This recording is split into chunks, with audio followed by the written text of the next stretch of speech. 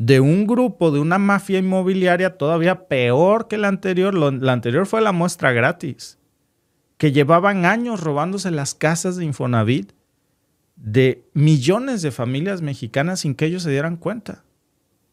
Imagínense, ya cuando tú ibas a sacar tu crédito de Infonavit porque dices, ya estoy buscando casa, ya el próximo año, llegas, oiga, vengo a tramitar mi crédito de Infonavit. No, usted ya lo tomó. ¿Cómo? Pues si yo rento. No, aquí me aparece que usted ya sacó su casa del Infonavit. Y cuando ibas, oye, dicen que esta casa del Infonavit es mía, a ver, dámela. No, ya te la quitaron en un juicio. Ah, caray. ¿Cómo le hacían? U otra, tú estás pagando tu casa y resulta que el día menos pensado llegan y te desalojan porque ya no era tuya en papel y te la quitaron y tú ni cuenta te diste. Y toda una red muy compleja de fraude en donde estaban metidos hasta las chanclas. A ver, por supuesto, gente del Infonavit, yo no tengo ninguna duda, esos son los primeritos, pero también notarios corruptos, jueces vendidos, magistrados vendidos. Eso era toda una verdadera mafia avalada también por el Poder Judicial y por los notarios que sacaban a familias trabajadoras que llevaban décadas viviendo en esas casas. Incluso, amigos, en muchos casos tenían el descaro hasta de usar a la policía, que en lugar de proteger al pueblo, la usaba para sacar a los trabajadores de sus propias casas, quitárselo, eso era un despojo en contubernio con muchos alcaldes o autoridades locales, y luego revendían las casitas del Infonavit a precios altísimos. Y no estamos hablando de 100 casos ni de 1000. Bueno, cuando lo del cártel inmobiliario nos espantamos porque era mucho. Amigos, esto es otro nivel. Estamos hablando de más de 15,000 casas del Infonavit hasta ahora, más los datos que van a ir saliendo, porque hoy se vuelve en la mañana a tocar este tema, desalojadas de manera injusta. 15,000 casas, imagínense. Datos que la misma presidenta Sheinbaum mostró en la conferencia de prensa. Chequen esto y ahora les digo la dimensión de este verdadero robo, ¿eh? Se estima que hay más de 600,000 viviendas abandonadas o ocupadas de manera irregular en el país, imagínense. ¿De qué viviendas estamos hablando? Viviendas que se construyeron principalmente en el periodo de Fox y de Calderón, en donde las viviendas del Infonavit eran en realidad negocios privados, no representaban la necesidad o el acceso a una necesidad de las y los trabajadores. Se construyeron muchas viviendas alejadas de los centros urbanos, algunas de 35 metros cuadrados, han encontrado algunas de 10 metros cuadrados, sin servicios, sin cercanía a las poblaciones. El trabajador accedía a un crédito que ya sabemos cómo era, donde cada vez el crédito aumentaba más en vez de disminuir conforme se iba pagando, y además nunca podían habitar la casa porque o no tenía servicios o estaba muy lejos o de plano nunca se construyó. Pero hay más de 600,000 viviendas en estas condiciones. ¿Qué estamos haciendo? Primero, un censo.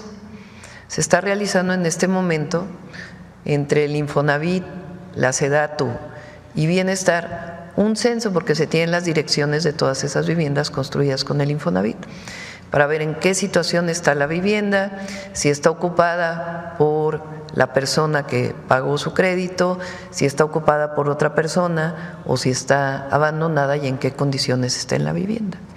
A partir de ahí vamos a hacer un programa, sea de regularización. Por supuesto, quien no puede habitar su vivienda pues no puede pagar su crédito, y ver qué vamos a hacer con estas viviendas. Entonces, en este momento estamos en el censo. Una vez que termine el censo y que sepamos en qué condiciones están estas viviendas, ya presentamos el programa de atención a este caso. Pero es muy distinto a lo que mencionas.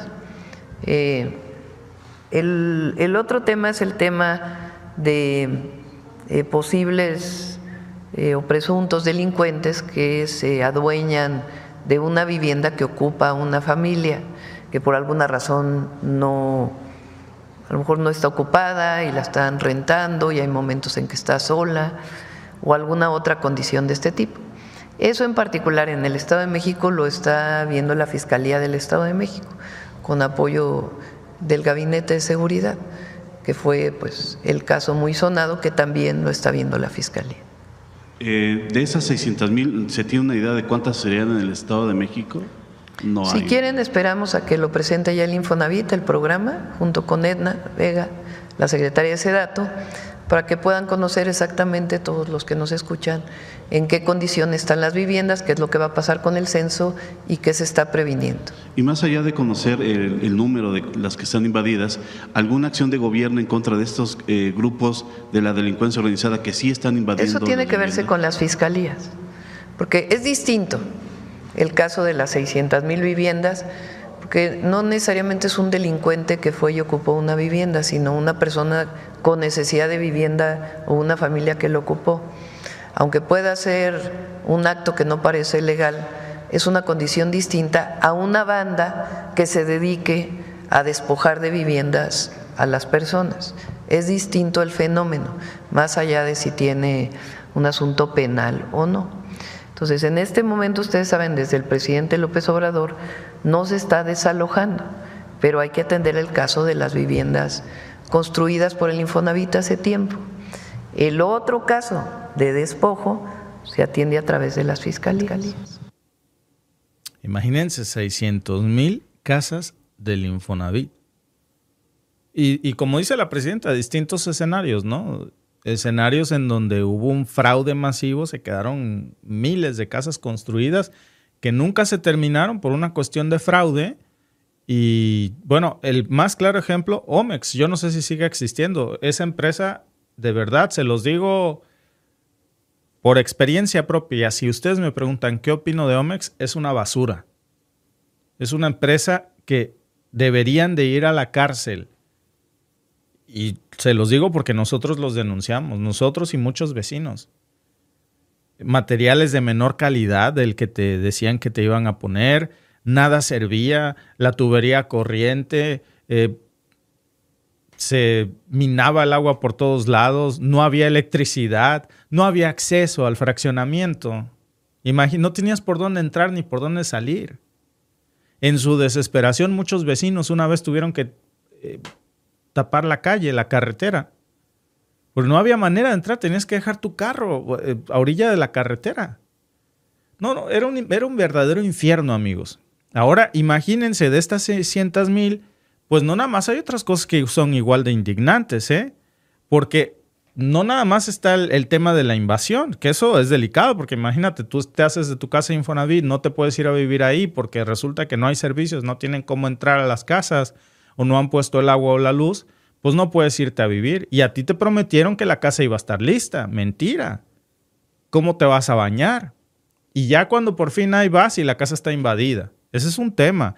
El otro tema, por supuesto, que es, pues, por lo menos ahí tienes la esperanza de un litigio, a ver si algún día lo sacas.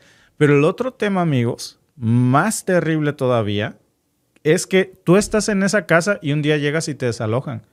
Porque hay todo un cártel inmobiliario que resulta que estaba en contubernio con notarios, con jueces, con magistrados, con policías, para despojarte de tu propia casa. Te robaban la identidad.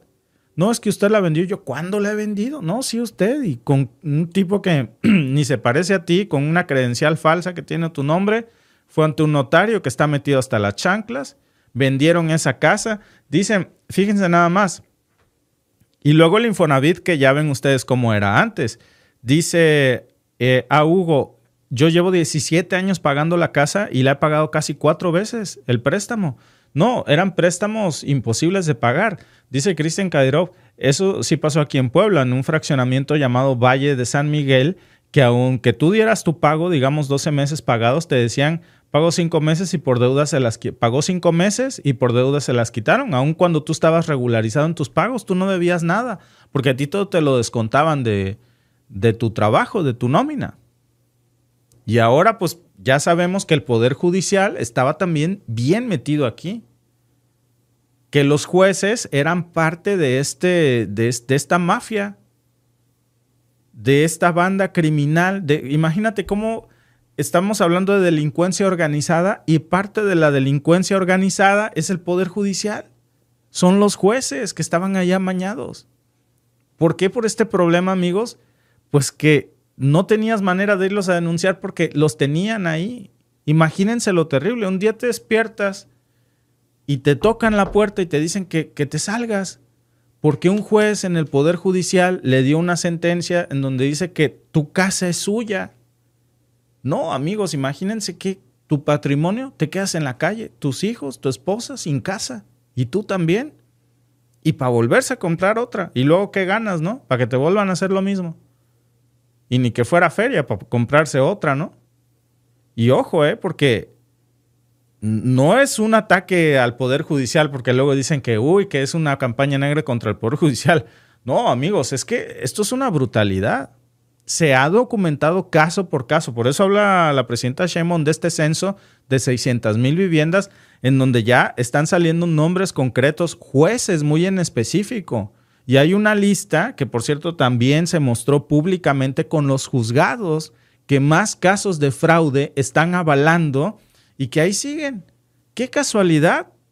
Que casi todos estos fraudes a viviendas caen en ciertos juzgados del Poder Judicial, porque ya tienen ahí el contubernio, ya saben que llegando el caso con ese juez, pues ahí va la mochada. Y los jueces llevan su tajada por esos despojos. Y también las policías locales que estuvieron involucradas en despojar a miles de trabajadores. Y lo increíble, amigos, es que esto haya pasado por tantísimo tiempo. Y miles de víctimas.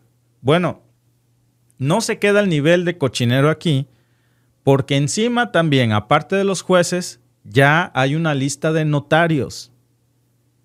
Sheinbaum mostró cómo al menos 25% de los notarios que estaban involucrados en estas operaciones fraudulentas de despojar casas del Infonavit, ahí siguen, firmando documentos, haciendo escrituras falsas, pero como están notariadas, diles algo, pues si el que tiene la fe pública es él, ¿no? Y entonces la gente pierde sus casas y ni siquiera sabe qué pasó. Y no solamente no reciben un solo peso por su vivienda, sino que se quedan en la calle. No hay cosa más cruel, amigos. Bueno, hay muchas, ¿no? Pero este es uno de los temas más crueles que hemos visto en México. Robar es una cosa detestable, pero ya este nivel de robo con la vivienda de las personas que han tenido un esfuerzo para poder hacernos de una casita,